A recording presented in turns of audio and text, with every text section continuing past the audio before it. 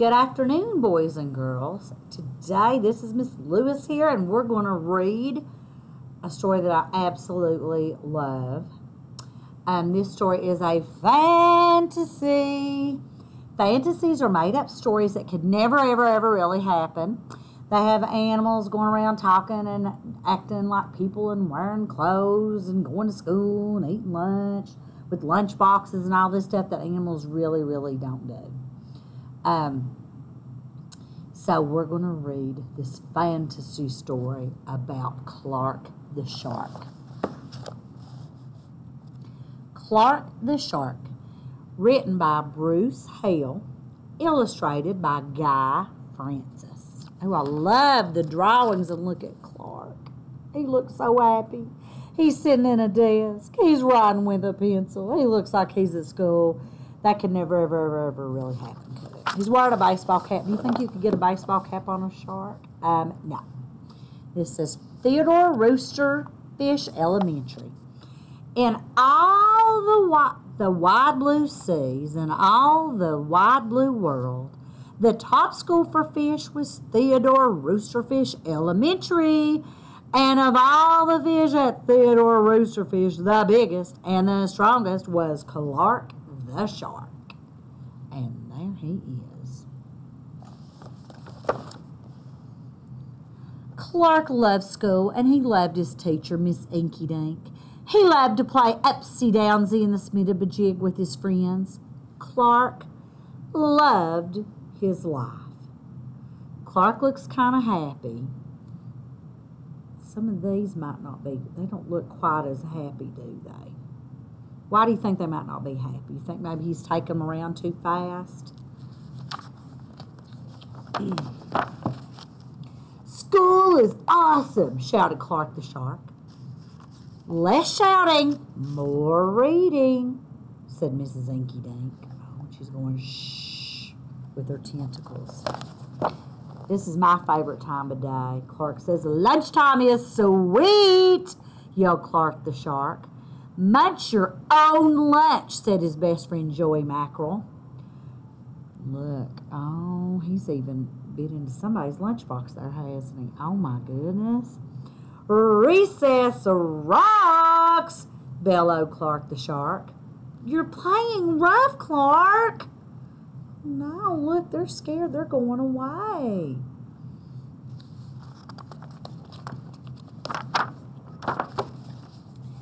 Yes, Clark loved his life with all of his sharky heart, but he loved everything way too much. He was too loud. He was too wild. He was just too much shark for the other fish to handle. After a while, no one would play with Clark. No one ate lunch with him. No one sat with him at circle time. Even his best friend, Joey Mackerel, said, cool your jets, Clark. You're making me crazy. Cool your jets is kind of another way of saying, like, calm down. You need to calm down. Even Joey is walking away. School's fun, but it's not much fun if you don't have friends to hang out with, is it? One day, Clark asked Miss Inky Dink, what's wrong with everyone? And Mrs. Inky Dink patted his fin. Clark, sometimes you play too hard. You munch too hard. Gosh, you even help too hard. But life is so exciting, said Clark. There's a time and a place for everything, said Mrs. Inky Dink.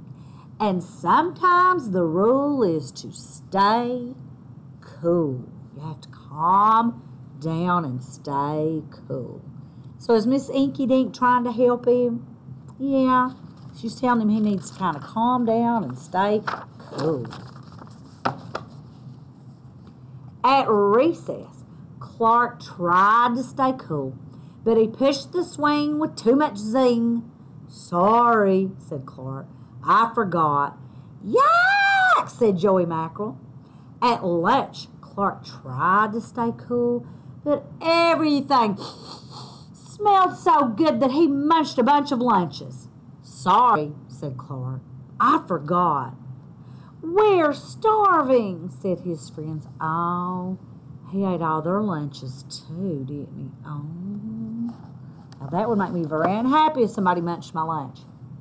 In class, Clark tried to stay cool, but a good book got him all shook up. "Now, Clark," said Miss Inky Dink, "this isn't the time or the place. Tell me, what's the rule?" "Stay cool," said Clark. "Hey, that rhymes," he cried. Then Clark got a big idea in his sharky head. Ding! Maybe if I make a rhyme, I'll remember every time, he thought. The next day, he put his plan to work. Sometimes I have to make rhymes or kind of make an association in my head when I want to try to remember things.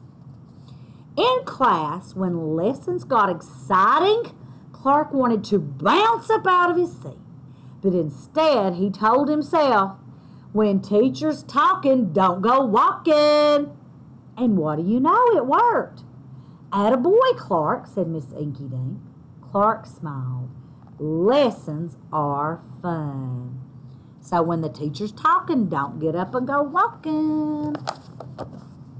At lunch, everything smelled so yummy. When Clark wanted to eat and never stop, he told himself, "Only munch your own lunch." And it worked again. "Way to go, Clark," said his friends. Clark grinned. Lunch is fun. So everybody's eating their own lunch and Clark is eating his lunch. I like that. Stay cool. I might need to remember that rule. At playtime, Clark told himself, "Easy does it, that's the way, then my friends will let me play." And playtime was fun. What's more, Clark loved his life, and look, all of his friends are starting to come back and hang out with him. Oh, how sweet, how sweet. But then a shadow fell across the playground, a ginormous shadow with tentacles galore. "It's the new kid and he looks scary," cried Joey Mackerel. "Swim for your lives." The squid squashed the slide, and it snapped off the swings. "Oops, my bad," said the new kid. Now, does he look like he's mean, or does he look like he's kind of worried? Maybe kind of afraid. And everybody else is afraid of him, aren't they? "Wait," said Clark. "He just wants to play. Let's find a way." And he swam at the new kid with all his might. Clark played harder than he ever had before. Upsy, downsy, and spin-a-majig. Oh, my. He can play a little bit rougher and harder with this guy, can't he? Because this guy's a little bit bigger. Why, he even made up a new game. Tell Wumpa Lumpus. Wow. "That was fun," said the new kid breathlessly, and he settled down. "If you want to come to school, you've got to stay cool," said Clark. Oh.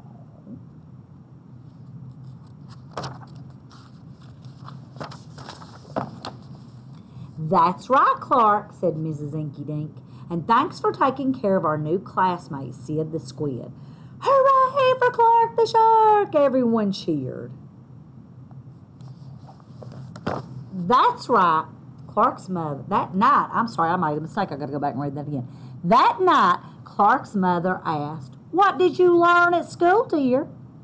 "There's a time and a place for everything," Clark said. "Sometimes you stay cool."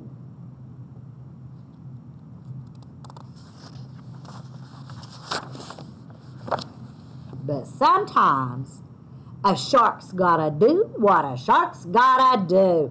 So now he can play a little bit rougher at home, can't he? So now, what was our setting of this story? Our setting was at school, and now it's gone back to home, hasn't it? But most of the story took place in the school. And what was Clark's problem? His problem was he did everything a little bit too rough and a little bit too loud and a little bit too hard. I hope you all enjoy this story as much as I do. I absolutely love reading about Clark the Shark. See you soon. Love you guys.